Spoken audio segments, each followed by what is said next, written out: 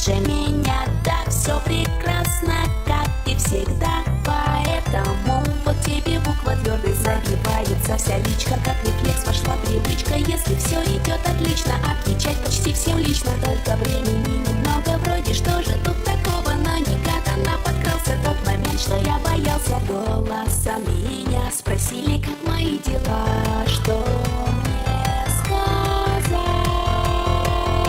какой мне дать ответ. Я молчу девятый день, ничего не ем, потому что никогда и в голову прийти мне мысль не могла о том, как голосом произнести мне этот чертов твердый знак. Как же он мне звучит, может быть, что